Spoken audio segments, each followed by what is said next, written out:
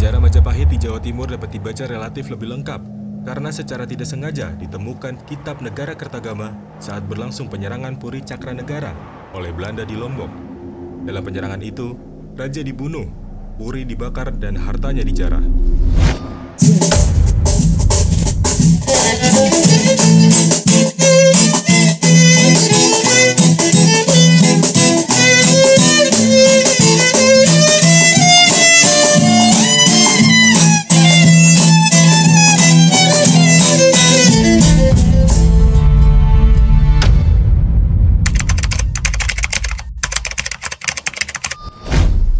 Kejayaan Sriwijaya yang kemudian disusul oleh Majapahit di Nusantara menjadi kekuatan Emporium yang menarik perhatian dunia.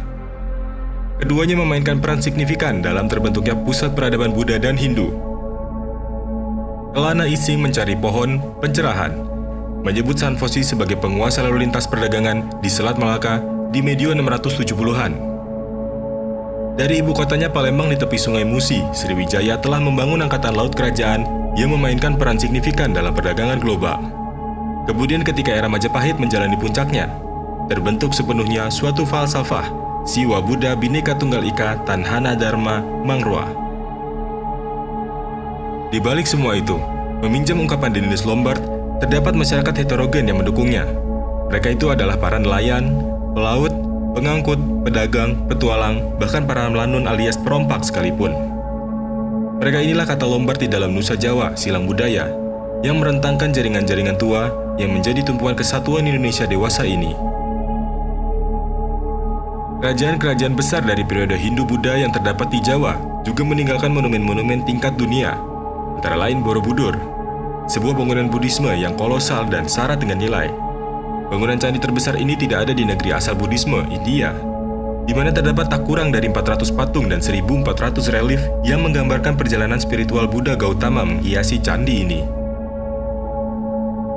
Setelah surutnya Wangsa Sailendra yang membangun Sriwijaya di Sumatera, dinasti-dinasti di Jawa Timur ganti menjalani masa keemasannya dan mampu mencapai tataran budaya yang tinggi di berbagai bidang. Banyak karya sastra telah ditulis dari dinasti ke dinasti.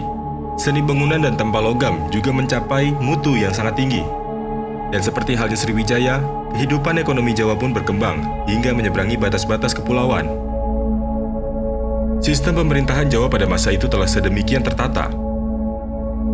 Sejarah Majapahit di Jawa Timur dapat dibaca relatif lebih lengkap karena secara tidak sengaja ditemukan Kitab Negara Kertagama saat berlangsung penyerangan Puri Cakranegara oleh Belanda di Lombok. Dalam penyerangan itu, raja dibunuh, Puri dibakar dan hartanya dijarah. Dan salah satu benda yang berhasil dirampas oleh Belanda adalah sebuah naskah kuno dari tahun 1365 Masehi, yakni Kitab Negara Kertagama karangan Empu Prapanca. Kitab ini berisi kisah kebesaran Majapahit di bawah Raja Hayam Wuruk dan Patih Gajah Mada. Untuk menjalankan pemerintahannya, Majapahit telah melengkapi diri dengan prinsip-prinsip kebijakan, yakni berkenaan dengan bidang-bidang etika, pendidikan filsafat, dan lain-lain, sehingga dapat dijadikan pedoman dan dilaksanakan oleh rakyatnya yang terdiri dari berbagai kalangan dan suku bangsa.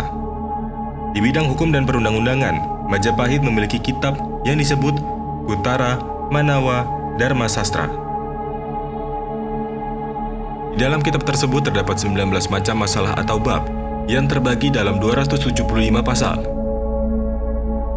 Salah satu di antara ke-19 permasalahan atau bab tersebut adalah Astadusta atau 8 dusta. Istilah astadusta diartikan sebagai 8 macam kejahatan yang harus dihukum berat.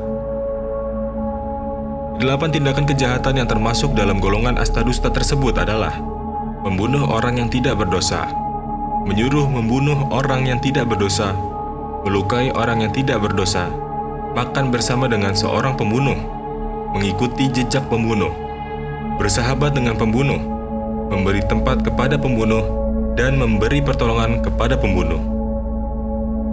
Sedangkan permasalahan lainnya adalah kejahatan yang dilakukan oleh anak di bawah umur, masalah budak, astacorah atau 8 pencurian, sahasa atau pemaksaan, jual beli gadai, utang piutang, titipan, tukon atau mahar atau mas kawin, perkawinan, paradara atau mengganggu istri orang lain, warisan, parusia atau perusakan, dan daparusia atau penyiksaan fisik, kelalaian, perkelahian, tanah, dan fitrah. Kitab perundang-undangan yang dipergunakan di Majapahit dalam abad 14 hingga 15 Masehi tersebut pernah dijadikan disertasi oleh Johann Christoph Gerhard Jonker dengan judul Een uitgevanse Wetboek Vergelijken met Indische Bronnen pada tahun 1885. Kemudian diterjemahkan dan disusun berdasarkan kelompok isi oleh Slamet Mulyana dalam judul Perundang-undangan Majapahit yang diterbitkan tahun 1967. Berdasarkan sumber tertulis, Raja-Raja Majapahit pada umumnya beragama Siwa dari aliran Siwa Siddhanta, kecuali Tribhuwana Tunggadewi, Ibunda Hayam Wuruk, yang beragama Buddha Mahayana. Walau begitu, agama Siwa dan Buddha ditetapkan sebagai agama resmi kerajaan, setidaknya hingga akhir tahun 1447. Di masa awal berdirinya Majapahit di bawah Raden Wijaya atau Kertarajasa, pejabat resmi keagamaan dipegang oleh dua pejabat tinggi Siwa dan Buddha, yaitu Dharmadiaksa Ringkasaiwan dan Dharmadiaksa Ringkasogatan. Kemudian ada 5 pejabat Siwa di bawahnya yang disebut Dharma Papati atau Dharma Dihikarana. Di era Majapahit inilah dapat sepenuhnya terjadi Siwa Buddha Bhinneka Tunggal Ika Tanhana Dharma Mangrua. Sebelumnya era perang besar yang berkepanjangan terjadi di bawah dua agama dan dua wangsa di Nusantara, Sailendra dan Sanjaya, antara Siwa atau Hindu dengan Buddha. Di luar masa konflik bebuyutan itu, Majapahit pun berhasil membangun kejayaannya di atas dua kaki yang menopang hukum negaranya melalui dua lembaga pemuka agama, yakni Dharma Madhyaksa Ringkasaiwan dan Acarya Iswara untuk agama Siwa atau Hindu, dan Dharma Madhyaksa Ringkasaugatan dan Acarya Sastra Raja untuk agama Buddha. Sebagai imperium, Majapahit menjadi kuat karena secara fundamental hukumnya mampu menjamin keadilan bagi semua orang. Dan keadilan tersebut dapat dipercaya sebab hukumnya diambil sesuai dengan hikmat agama, sehingga tidak ada pertentangan horizontal yang memperselisihkan antara kepatuhan kepada Tuhan dengan kepatuhan pada hukum negara.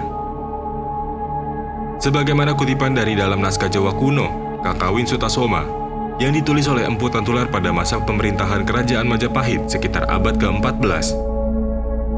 Di bawah pemerintahan Raja-Raja Sanagara, yang juga dikenal sebagai Hayam Wuruk, kutipan frase Bhinneka Tunggal Ika terdapat dalam Pupuh 139 bait 5 dengan petikan Waneka Datu Winumus Buddha Wiswa Bineki Rakwa Ring Apan Kena Parawanosen Mangka Eng Jinatwa Kalawan Siwa Tatwa Tunggal Bhinneka Tunggal Ika Tanhana Dharma Mangrua. Dikatakan bahwa Buddha dan Siwa yang terkenal adalah dua zat yang berbeda. Mereka memang berbeda, namun bagaimana mungkin untuk mengenali perbedaan mereka dalam sekejap? Karena kebenaran Jina atau Buddha dan kebenaran Siwa adalah satu. Mereka memang berbeda, tetapi mereka dari jenis yang sama. Karena tidak ada dualitas dalam kebenaran. Selain keberadaan dua arus keagamaan yang besar tersebut, berbagai temuan arkeologi ternyata menunjukkan bahwa agama Islam telah juga sejak lama bermukim di Majapahit. Salah satu buktinya adalah situs kuno Makam Troloyo di Kecamatan Trowulan, Mojokerto, Jawa Timur. Makam-makam Islam di situs Troloyo memiliki angka tahun yang beragam, mulai dari tahun 1369 atau abad 14 Masehi hingga tahun 1611 atau abad 17 Masehi. Pada nisan-nisan makam di petilasan Troloyo terdapat tulisan Arab, sehingga keadaannya pun mirip dengan prasasti. Tulisan-tulisan Arab tersebut mengambil lafal dari bacaan doa, kalimat thayyibah dan petikan-petikan ayat Al-Quran dengan bentuk huruf sedikit kaku. Seisinya pun bukan tentang data kelahiran dan kematian tokoh yang dimakamkan, melainkan lebih ke sifat syiar, antara lain kutipan surat Ar-Rahman ayat 26 hingga 27. Peter Johannes Vet adalah sarjana Belanda yang pertama kali meneliti dan menulis tentang makam Troloyo dalam buku Java II tahun 1873. Louis Charles Damais, seorang peneliti dari Prancis yang mengikutinya, menyebutkan bahwa angka tahun pada nisan di makam-makam Troloyo berkisar dari abad 14 hingga 16. Nisan-nisan itu pun membuktikan bahwa pada masa pemerintahan Hindu-Buddha berkuasa di Majapahit, orang Islam telah banyak yang bermukim di sekitar kota raja.